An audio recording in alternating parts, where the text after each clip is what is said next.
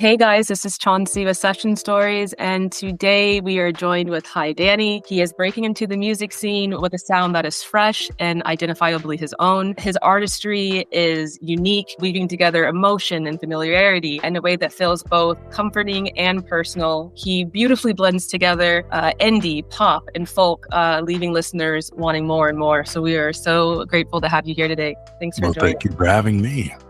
Yeah, of course. I think the first song I heard from you was What the Funk. Okay, yeah. Absolutely loved that song. It definitely took me back. It felt super nostalgic. I don't know. I had so many emotions when I heard that song. I longed for old times and then times that are like yet to come. It was such an in-between feeling. So my question to you is, people hearing your songs or music for the first time, how would you classify like your sound or your style to them? Honestly, it's hard to describe, but I would really just say new indie, because indie has all different branches and divisions and different styles that they reach into from different genres. But I kind of want to bring in like a newer style. You know, I'm putting more of a twist on more of the different genres. And a big thing for my, really the art or the music that I make is I like to diversify it. So I would say new indie for sure. Very cool. And listening to your songs, it's a bit hard to tell if it's from personal experiences, maybe they're from stories, maybe they're from, I don't know, situational things that you see happening around the world. So I wanted to ask specifically for maybe What the Funk and then December 16th, because I feel like December 16th is also just it's a specific date. So were these two tracks based on personal experiences or just stories, or maybe you can share a bit more behind those tracks? 100%. So What the Funk was just a season of time. And just to dive into my style of lyrics is I like to create like two levels for two different listeners. It's the vibe and the fun, upbeat. And then for more of the people that want something a little bit deeper than just a surface level and the drum pattern, you know what I mean? And so for the surface level people, it's just the indie beat and the instrumental. But then for the second level, it's really just describing a time period where I was really struggling with kind of like, I think, a little bit of anxiety, but really just trying to find my purpose. And it was probably like a week straight where I was just like, what is going on? And I would talk to, of course, friends and family, and their answer would just be like, it's just, you're in a funk. It's just, you're in a funk. It's a rough time. Yeah. The whole purpose really of the song, though it's upbeat and it's fun, is really just telling people that though you're going to have bad days and you're going to have days where you can't explain it, sadly enough, it's normal and you're not alone. So yeah, I definitely got the contrast when I was listening to that song, because you were right, your hit was such an upbeat, but if you listen to even like some of your first lyrics, it's like you're talking to the doc and you're like, hey doc, what's going on? Is it a lingering cough? Is it the cigarettes? And I was like, oof. It was nice. I really liked it. I know this feeling. Yeah. Also, so yeah, I really loved it. Awesome. And then what about December 16th? Like why that specific date? It's not as fun. Yeah. So the name actually is a little less exciting than What the Funk. It was actually just the day that me and my sister made the song. But it does follow a story, not personal experience, but just the story of being in a relationship and clearly not the first time, and trying to make this work and really describing a story of a little bit of nostalgia and trying to fix the right or the wrongs that you made previously in a relationship. So I didn't realize you and your sister are actually making music together. Does she help produce the tracks? Does she sing on some of the tracks? she definitely sings on some of the tracks. She's 13, so she's trying to get into it. Yeah. Oh, that's adorable. Yeah, she's great. Cool. Yeah, she's great. So being a new artist, obviously it comes with, both excitement and challenges. So what's been the most unexpected part of your musical journey so far? The hardships. And what I mean by that, or the realization on, it's not just you turn on a microphone and you sing into a mic and you just upload it and call it a day. For some people that is. Yeah. But for most people it's not. Yeah. So then you really start to appreciate the people that have done the numbers, especially from scratch. But definitely the actual process has been that part. Yeah. Yeah. And what moment did you know when, what was the moment like when you're like, okay, this is something I need to take seriously. This is something I want to seriously pursue now? 100%. It was definitely when I released the first song, Face, this title, HiDanny, because I made music previously younger and it wasn't great. But when I released Face, it did really good. I want to say the first 2 months, it got 10,000 streams. Wow. You're right. That was just from promoting it on social media platforms and just word by mouth. I haven't been able to recreate that well. It'll come again. It will come again though. But definitely when I release Face. Just curious, what are some of your like music inspirations or artist inspirations? 100%. It would probably have to be top three. Top three would have to be Juice WRLD, and I could dive into that. After that, it would have to be the Wallows, and then third and foremost, it'd actually have to be this band called The Last Dinosaurs. I think I know that band. I don't know. They've been around for a while. Yeah. Since I was, I think, in high school. I don't know why I'm pretty sure I know this band. Yeah. Oh, yeah. But yeah, for Juice WRLD, his creativity definitely is just remarkable. And just his lyrics definitely have changed a lot of people's perspectives on a lot of things.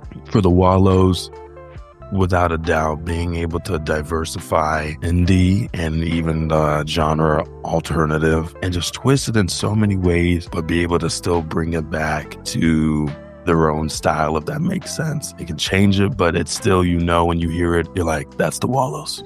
Yeah. Yeah, 100%. And then The Last Dinosaurs was actually kind of my introduction to indie music. And this was probably 2012, 2013. Yeah. And I just remember, and previously I was big into hip hop and rap and didn't really branch out. And I just heard one of their songs. It's called Zoom. Heard in my head, I'm like, who is this? This is not rap or hip hop. I need to dive into this. And ever since, all their songs, all their albums, they're just nostalgic. So. Yeah. I wrote the names down so I don't get the wrongs, but there was What the Funk, Psychoanalytic Therapy, December 16th. Is it Joy de Vivre? Joy de Vivre.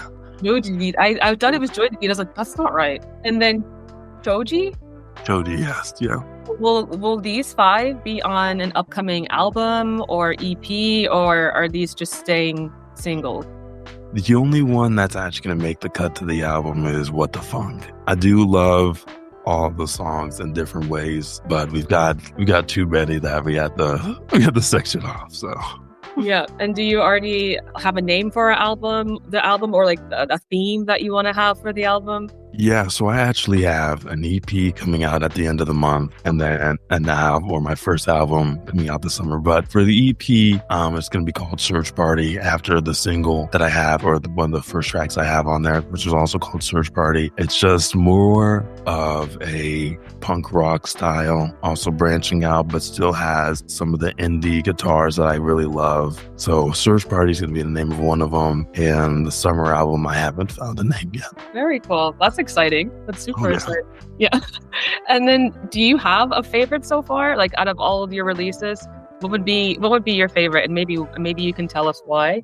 Yeah, I think genuinely Letters of Regret is my favorite, just because that one was truly like the hardest one to make, which sounds ridiculous, but I really sat down and really wrote down every single lyric and every single sentence and made sure that it correlated and you were hearing the story and hearing an apology. So Letters of Regret for sure. That's what I think my favorite of yours was definitely the Psychoanalytic Therapy. I don't know, because it just feels like it's so quintessential how girls can sometimes act. When you're listening, because I was listening to the lyrics and I was like, I've been this girl. And you're like, you say you want a friend. I'm here to hold your hand. You say around you when you're high. I'm here when you're low. And I was like, oh, that's why. I was like, this is why I can relate to this song so much. I was like, this is me. this whole song. I love that song though. It's so beautiful. It's so the melodies. I think there's someone featured on that track. Her voice is also complements your voice so beautifully. Yeah, that was one of my that was one of my favorites on the out of the singles. Another question I wanted to ask you was, what's your songwriting process like? Like how do you like get into this creative headspace where you make these tracks? Oh yeah, so it's different for each song.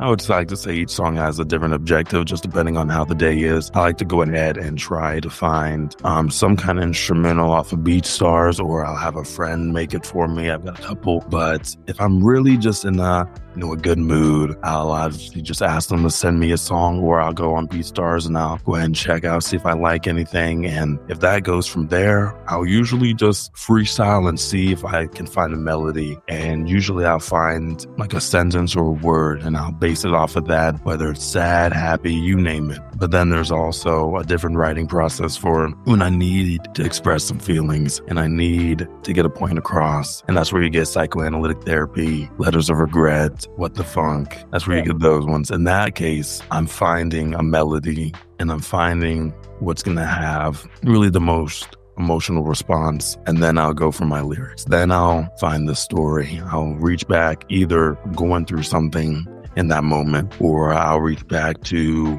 kind of like for my own therapy sessions. I'll find something that I haven't quite settled down myself, and I'll go from there. If you could maybe give your younger self advice, maybe your younger self that was starting out in music advice, what advice would you give to yourself? I would say, don't be so hard on yourself. Truly, that can go from emotional to even mixing, to even lyrics, to even just across the board. I think when I really started out, it's really easy to compare to other artists and whatnot, and having the equipment and having just the song structure and being upset that you're not there, even though you just started and they're 20 years down the road, So I would say just don't be so hard on yourself, because in time things will work out. Or even if you don't like the song, but you put the time and effort into it, I guarantee it, 1 out of the billion people on this planet will be able to find comfort or find something relatable. So yeah, I 100% agree. The minute you said that about not having the equipment,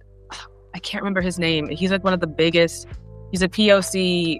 I don't know if he's from England, but he's a massive indie star. And he's like, they did one of his first interviews was like him in the backseat of a car, and he didn't have money for the equipment. And one of his first, all his beats were on his phone, on his garage band. His phone's in a gallery now. I can't. Oh my goodness! It was like one of the. I think I do. It's not the guy who sings bad. Steve Lacy. Steve Lacy. Yes. Yep. I was watching something about him, and he was encouraging people. He was like, everyone thinks that you have to have the best equipment and the fanciest stuff. He's like, I literally made some of my hits on my garage band on my phone. Yeah. He was like, he's like, I was tired of waiting for people or having to like rely on people. He's like, so this is what I did. So I love that you said that. It's definitely, you just gotta go for it and put it out there. Yeah. 100%. Can't believe I forgot your name, but yeah. He's great. Another question I had for you is, so what ultimately do you hope listeners take away from hearing your music? I would say the number one thing is probably there's just more than just meets the eye, or there's more than just the surface. Without a doubt, I mean, that's my biggest message that I want to come across. Of course, the way you talked about the 2 levels that I want to reach, but really it's the second level, and there's just more than just the surface. Yeah. Sure. Definitely. And then maybe just to remind people again, so you have an EP coming out called Search Party. That will be coming out at the end of this month, correct? Yes. And then we have a mystery, no name yet, but a mystery album coming sometime during summer, which is perfect. We'll all be outside dancing to it. Awesome. We are ready. Yeah. So I always like to ask this, but what's one milestone, right? It could be big or small, that would make you feel like you're truly on your way, Mm-hmm. I think I actually just had it. I think this interview, truly. And I say that because I've had interviews in person. And I've had it because they know me and they know my music. Yeah. But having somebody actually communicate to you online and talking about a song that is 7 hours ahead of you in time, by the way, it blew my mind. So it sounds crazy, but I would say this interview for sure. Oh, thank you. Yeah. Of I course. showed your song, I showed your music to all my friends because like we're also like my music taste is so bipolar. Like one minute it's Slipknot, the next minute it's Arcade Fire, then it's Oh my like gosh. it's all over the place. So when I heard your song, I sent it to all my indie friends. I was like, listen to this. And they're like, who is this? Yeah. So I'm very excited for the EP and your album. So happy I came across your music. And then I guess the final thing is, would you like to leave any, final words for your listeners or the fans? I think the final thing I would like to say is be tuned for live shows, number one.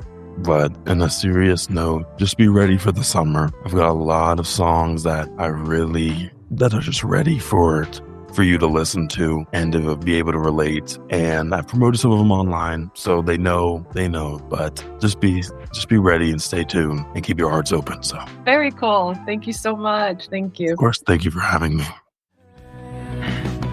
Fishnet black dress at 5'2", dark hair, pale skin with attitude. Don't get too close.